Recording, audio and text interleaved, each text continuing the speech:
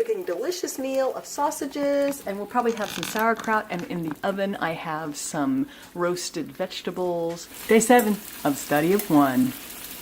We're going to talk more Marie Forleo today.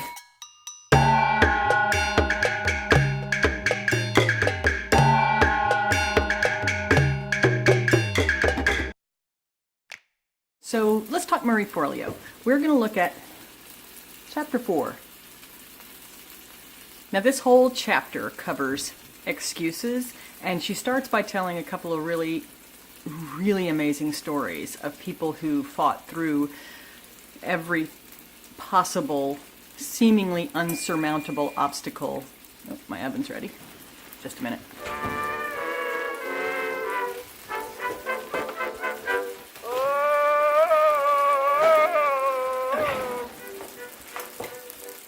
Every possible insurmountable obstacle to come out on the other side having achieved some what might have seemed unrealistic goals. And the stories are great. I can't pronounce the names of the people in the stories. I'm a little embarrassed about that.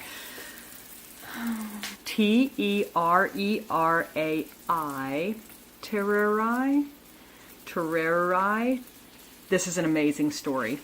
This woman's amazing story, from poor Zimbabwean child bride to PhD scholar. And if you are not inspired by this story, you will be inspired by nothing. One of the things in here, it says, if you argue for your limitations, you get to keep them. And I think that's really true. I think we will fight tooth and nail for our excuses. Like, there is a reason why I can't do X, Y, Z. It's because this and this and this. And you fight for your excuses so that you make them the truth. Remember that last chapter we were talking about beliefs? Well, your excuses can be like beliefs, because you'll fight for them and find evidence to support them. And my husband, who's an attorney, said that is called a certain type of argument. Epistemology. Epistemology is the term. Look it up. Okay. One of the things they talk about is comparing yourself and how unhealthy a thing that is, which I can guarantee you is the surest way to get yourself stuck, is to start comparing yourself. And man, that's what social media is all about, isn't it? You know that I'm a theater teacher, so that's my background. So I used to say that we have a tendency on Facebook to look at other people's showcase production and compare that to our chaotic backstage. And that's the truth. We want to compare somebody else's product that they put out there. Like, you're the person who had this amazing vacation and you're showing pictures from your vacation, but you're not showing pictures of all of the times that you were working 16-hour days to pay for it, or that your house was a disaster because you were trying to hurry up and pack, or whatever. You're not showing those pictures. You're showing pictures of your amazing vacation, right? So people are led to believe that this is how you live, when in fact, that's your vacation. I have to admit, I kind of live on vacation, but that's just me. Here's another one of these little sayings she has in here. There are two kinds of people in the world. On page 63 it says this. Those with reasons and those with results. Sounds like something a coach would say. Got two kinds of people in this world. Those with reasons and those with results. What kind of person are you? Also, she mentions that there aren't just a handful of small stories of people overcoming obstacles. There are billions of stories of people overcoming obstacles to achieve results. And that's true. And that made me feel kind of small. Because my obstacles are really big.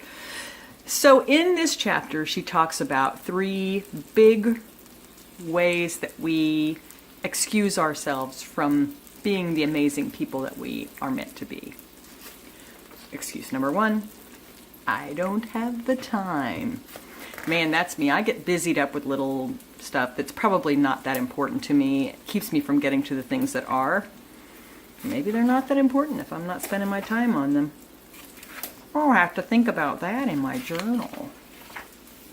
Remember, this is a study of one. And then she gives lots of ways that you can manage your time. But really, you know how to manage your time. Just manage your time. We're all grown-ups here. Excuse number 2.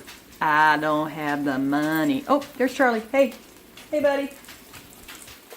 It's getting close to dinner time for him, so I may cut this short. I don't have the money. Ooh, that's a siren song if I ever heard one, isn't it? And then the third one is I don't know how or I don't know where to start. And I call this the confusion trap, because you can actually not be confused but act confused in order to avoid responsibility.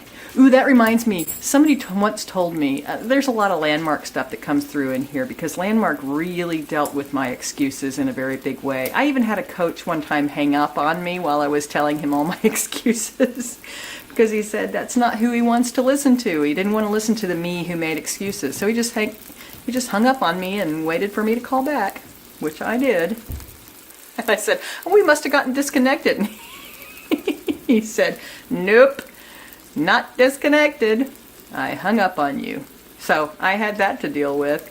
I learned that I was a big time excuse maker. Okay, so I had a coach once tell me this great saying about guilt, which is another excuse, I think. Guilt is how we punish ourselves so that we can go back and repeat the behavior.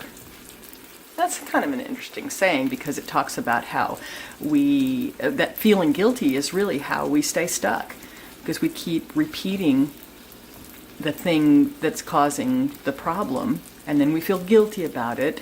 I want to lose weight, but I keep eating chocolate, but I feel guilty about eating chocolate. The thing is just to give up feeling guilty about eating chocolate, and we'll go from there, because that guilt ain't getting me nowhere. Everything is figureoutable.